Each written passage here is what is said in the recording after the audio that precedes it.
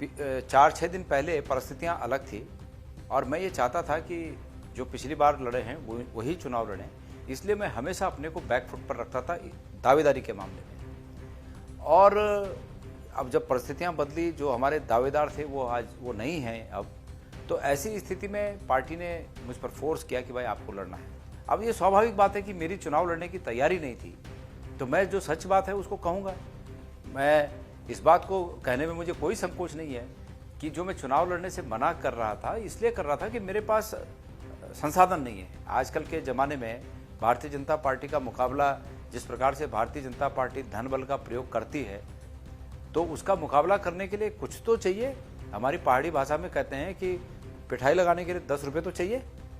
तो वो 10 रुपये भी अगर पिठाई लगाने के लिए ना हो हमारे पास, तो पुजाई को कैसे हम लोग शुरुआत कर सकते हैं। तो इसलिए मेरा ये आग्रह था। लेकिन मुझे हमारे तमाम कार्यकर्ताओं ने, मैं आपको बता दूं, रुद्रप्रयाग से, चमोली से, यहाँ नरेंद्र नगर, देवप्रयाग, उधर पौड़ी के यमकेश्वर, रामनगर, रिखणीखाल, तमाम लोगों ने मुझे फ़ोन करके ये कहा, जब उनको पता लगा कि मैं इसलिए मना कर रहा हूँ कि भाई मेरे पास आर्थिक संसाधन नहीं है, तो उन्होंने कहा कि भाई हम अपने क्षेत्रों का खर्चा खुद उठाएंगे और आपको चुनाव लड़ना है। बल्कि मैं कल आपको बता रहा हूँ, चमोली के सुदूर नारायणबगड़ क्षेत्र से कल कुछ कार्यकर्ता लोग आए थे। वो तो कुछ पैसे भी इकट्ठा करने में लग गए कि भाई हम आपको चुनाव लड़ा रहे, आप बिल्कुल आपको चुनाव लड़ना है और हम इकट्ठा करेंगे। मैंने उन्हें मना किया कि जब तक चुनावी शेड्यूल जारी न हो तब तक, कल दोपहर तक टिकट भी नहीं हुआ था, जब तक टिकट फाइनल न हो तब तक ये सब बात मत करिए। तो मेरा ये कहना है कि मेरी दिक्कत परेशानी जो थी मैंने सबको बताया। सब मेरे भाई हैं, कार्यकर्ता हैं, हमारे भाई हैं, पहाड़ के लोग हैं, हमारे भाई बंद हैं। अपने भाई बंदों को अपनी परेशानी बताने में कोई हिचक नहीं होनी चाहिए। मैंने अपनी परेशानी बताई और अब जबकि टिकट मिल गया है, मैं हाईकमान का धन्यवाद देता हूँ। हाईकमान ने, हमारे तमाम बड़े नेताओं ने मुझे फ़ोन किया दिल्ली से और मुझे कहा कि गोदियाल जी, क्षेत्र में आपकी जो लोकप्रियता है, उस लोकप्रियता को देखते हुए और जो हमने सर्वे किया है, बीजेपी का कोई भी कैंडिडेट आए उस पर आपकी लोकप्रियता भारी है।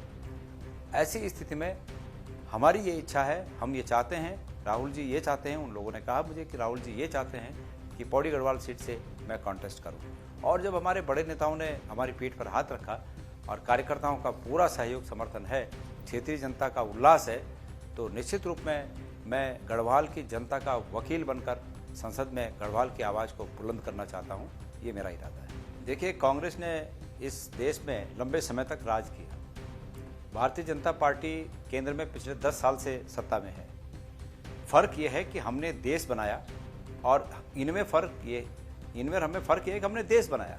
जो भी हमारा जीडीपी था, जो भी हमारा सकल घरेलू उत्पाद था, वो तमाम हमने इस देश के विकास में लगाया और इन्होंने सब कुछ लूट खसोट कर अपनी पार्टी को बनाया। आज 10 साल की पार्टी के पास लाखों करोड़ रुपए कहाँ से आ गए। अभी आजकल जो मसला चल रहा है इलेक्टोरल बॉन्ड का, ये क्या है? ये ठगी है। और ये ठगी किसके साथ है? ये ठगी देश के साथ है। सिर्फ फ़र्क ये है कि देश की जनता को गुमराह करके नशा पिलाया जा रहा है और उस नशे की हालत में, देश की जनता को नशे की हालत में रखकर अपना उल्लू सीधा किया जा रहा है। तो कुल मिला के बात यह है कि ये फ़र्क है। हमने पार्टी पर ध्यान नहीं दिया, पार्टी के फंड पर ध्यान नहीं दिया, हमने देश के फंड पर ध्यान दिया। आज जो हमारे आम भारतीय लोगों की जो शक्ति है, क्रय शक्ति है, हमारा स्टैंडर्ड ऑफ लिविंग है, क्या ये ऐसे हो गया? वो इसलिए हुआ कि कांग्रेस ने देश बनाया। और आज जो आलम है, बेरोजगारी का आलम है, तमाम महंगाई का आलम है, वो इसलिए है कि इन्होंने अपनी पार्टी पर ध्यान दिया और देश को लूट कर ध्यान दिया। तो ये फ़र्क है। इसलिए आपका ये कहना कि पूरी पार्टी में आलम है, हम इसको स्वीकार करते हैं कि भाई हमारे पास पार्टी में ऊपर से नीचे तक कोई पैसा है ही नहीं कि हम लोग जो है ऐसे, हम लोग तो हमेशा ये समझते थे कि हमें ज़रूरत ही नहीं है। हमने कभी ऐसी ज़रूरत नहीं महसूस की कि भविष्य में पार्टी को चुनाव लड़ने के लिए पैसों की ज़रूरत पड़ेगी। हमें देश की जनता पर विश्वास है और इन्हें पैसों पर विश्वास है, इन्हें अपनी धन शक्ति पर विश्वास है, इन्हें जनता पर विश्वास नहीं है। इसलिए जिस व्यक्ति को जिस पर विश्वास होता है वो वही काम करता है। हमें देश की जनता पर विश्वास है, इन्हें अपनी धन शक्ति पर विश्वास है। अब इनकी धन शक्ति और देश की जनता के बीच जो मुकाबला होगा, मैं समझता हूँ उसमें देश की जनता जीतेगी।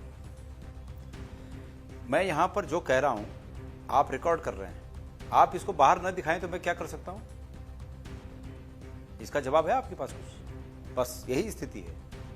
राहुल गांधी दक्षिण से उत्तर और पूरब से पश्चिम इस हिंदुस्तान को पूरा नाप लिए हैं और हर सभा में हर दिन सुबह से शाम तक उस देश में व्याप्त जितनी भी तकलीफें हैं उन तकलीफ़ों का जिक्र कर रहे हैं। लेकिन जिनको दिखाना है वो तो कुछ और दिखा रहे हैं। वो दिखा रहे हैं जो आप कह रहे हैं कि मोदी जी ने ये कह दिया।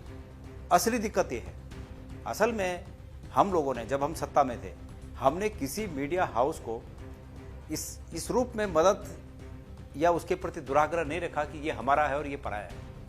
हमने हमेशा इस देश के प्रत्येक नागरिक को, प्रत्येक संस्थान को, प्रत्येक मीडिया हाउस को ये समझा कि ये भारतीय है और जितना हो सकता है सभी मीडिया संस्थानों को हमने समान रूप से दृष्टि रखी उस पर अतीत में।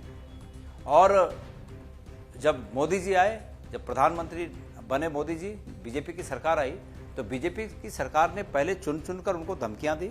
कुछ को धमकी के बल पर अपना भोंपू बना दिया, कुछ को लालच के बल पर अपना भोंपू बना दिया और कुछ को भविष्य की आशाओं के बल पर अपना भोंपू बना दिया और इसी के आधार पर वो लोग जो है उनके भोंपू बनकर काम कर रहे हैं। मैं ये कहता हूं कि सब नहीं है ऐसे, और वो भी सबों में भी मैं नहीं समझता कि जो मैनेजमेंट से नीचे स्तर के कर्मचारी हैं उनका कोई हमारे प्रति दुराग्रह रहता है। अभी आप मैं मेरी बात करूं तो हमारे यहाँ पर जो चर्चित मुद्दा अंकिता भंडारी का है, जिसमें भारतीय जनता पार्टी का एक नेता लिप्त है और बड़े शर्म की बात है कि उत्तराखंड की सरकार उसको बचा रही है। केंद्र की सरकार, प्रधानमंत्री जी यहाँ आ गए 2 बार, उत्तराखंड आ गए उसके बाद, और उन्होंने अंकिता भंडारी के मामले में चूं तक नहीं बोला। क्या मामला है ऐसा कि अंकिता भंडारी के मामले में वो यहाँ की सरकार को इतना नहीं कह सकते कि मैं कुछ नहीं जानता हूँ, जो वो वीआईपी है उसका नाम उजागर करो और उसको जेल के पीछे डालो? ऐसा कौन सा कारण है? कौन है वो व्यक्ति? लेकिन चूंकि उनकी पार्टी के बड़े नेता हैं, इसलिए उनके बड़े नेता हमारी बेटियों को इस प्रकार से उनकी जिंदगियां समाप्त करते रहें, उस पर उनको कोई मलाल नहीं है। मैं ये पूछना चाहता हूं, मीडिया ये क्यों नहीं दिखा रहा है? मीडिया में आके कोई बीजेपी का नेता क्या दम से इस बात को कह सकता है कि हम अग्निवीर के योजना पर चुनाव जीतना चाहते हैं? कहे ना, अगर ये अच्छी योजना है तो कहे ना, पर उसका कारण ये है, इसलिए नहीं कह सकते। कारण ये है कि प्रधानमंत्री जी के गृह राज्य के लोग फौज में नहीं जाते हैं, उत्तराखंड के लोग फौज में जाते हैं, और उत्तराखंड का नुकसान हो तो हो। प्रधानमंत्री जी के गृह के राज्य के लोग जो हैं उद्यमी हैं, और उद्यमियों को क्या मिला? तमाम कर्जा लो और ऋण माफी मिली। हमारे उत्तराखंड के किसी व्यक्ति का ऋण माफ हुआ क्या? इस देश में अगर गुजरात में 100 रुपये जा सकता है तो नॉर्थ ईस्ट के राज्यों को भी और उत्तराखंड को भी, हिमाचल को भी, ऐसे कमजोर जो राज्य हैं जहां पर रेवेन्यू जनरेट कम होता है, ऐसे राज्यों का भी हक है। और उस हक को दिलाने के लिए गणेश गोदियाल उस संसद में जाना चाहता है, गढ़वाल की आवाज़ बनना चाहता है, उत्तराखंड की आवाज़ बनना चाहता है। ऐसा है, लोग छोड़ के नहीं जा रहे हैं। आप जा कौन रहे हैं उनको देखिए। जो अपॉर्चुनिस्ट लोग हैं, जिनको ये लगता है कि वहाँ जाके कुछ मिल जाएगा, ऐसे लोग जा रहे हैं। अगर आप समग्र रूप में देखें तो जो ऊपर होता है, ये नियम, ये स्वाभाविक है कि जब किसी पार्टी का सर्वोच्च नेता जो करता है उसका अनुसरण नीचे के लोग करते हैं। और प्रधानमंत्री जी जिस प्रकार से भ्रष्टाचारियों को, तमाम बड़े भ्रष्टाचारियों को अपनी पार्टी में समेट रहे हैं, तो उसी प्रकार से नीचे के नेताओं में भी होड़ लगी है कि ये किन प्रकार ने हम कांग्रेस से तोड़कर लोगों को लाएं। तो लगे हैं, किसी की जांच करने में लगे हैं, किसी का कोई ठेकेदार है तो उसको कहते हैं कि इसको ठेका मत दो, कोई प्रधान है तो उसकी जांच करने में लगे हैं कि इसकी जांच करो। तो ये डराकर, धमकाकर और जो न माने उसको लालच देकर अपने साथ शामिल करने की मुहिम ये कर रहे हैं।